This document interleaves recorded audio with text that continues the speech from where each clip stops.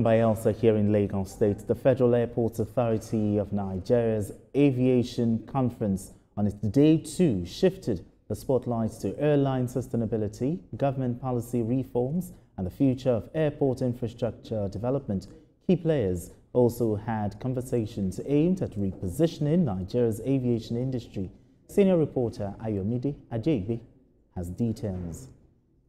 Day 2 deepened the dialogue with robust panel discussions focused on regulatory clarity, viable business models, and the need for modern facilities to support long-term growth. Stakeholders said these conversations are critical to reinforcing Nigeria's position in the global aviation ecosystem. Not just JoJo, but more action, more proactive and intense action on improving the level of our infrastructure at the airports, our operational procedure, our compliance with international standards, and to also help passengers have that seamless experiences at the airport. So we're committed to all of this because it's now. One of the panelists and an airline executive expressed optimism that bottlenecks affecting airline performance could soon become a thing of the past with the right leadership and policy direction. I commend all the airlines in the country because in spite of this obstacle course that we have to navigate through, we survive. But we could have done much, much better if some of the obstacles were not there. And I'm very happy that the current minister is working on systematically removing the obstacles and creating a level playing field. And I'm very hopeful that it will keep getting better rather than getting worse. From the retail, commercial, and airspace management perspective, industry players highlighted the need to unlock the full value chain to ensure profitability and competitiveness across Nigeria's aviation sector. The international airlines are thriving here.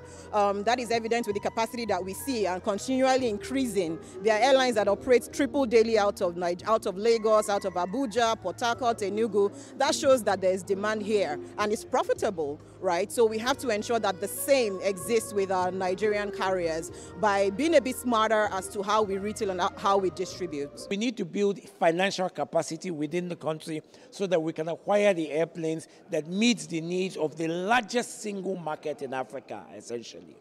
As the conference wrapped up, participants agreed that insight from the 2 days of engagement will shape reforms in the months ahead, with FAN expected to lead on customer-focused improvement across airports nationwide. Ayomide Ajegbe, TVC News, Lagos.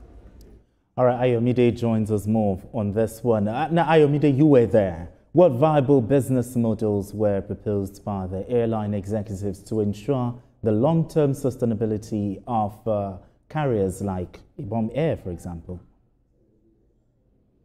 Thank you very much, Shago. Of course, happy International Men's Day to us. Exactly, thank you. All right. The big conference actually spotted and highlighted key areas that need reform, especially as regards airlines and the government policies. Sometimes these airlines want to make profits, they want to do business, but they also need a good system policy to be able to thrive. Now, one of the major things that were highlighted is some of the bottlenecks they experience in the airports. Sometimes when we see delays or cancellation in flights, it's not because airlines want to cancel flights. It's not because they want to delay flights. Sometimes these bottlenecks arise from some logistics issues, from agency to air traffic controllers. A lot of things that happen inside and around the airport. And I think this conference brought all the stakeholders in one room, and they were able to have a civil conversation on how best they can resolve these issues to ensure profitability and efficiency. Because of our time, I'll just have to end this conversation here. Ayomide, thank you so much for having this conversation with us. Thank you very much.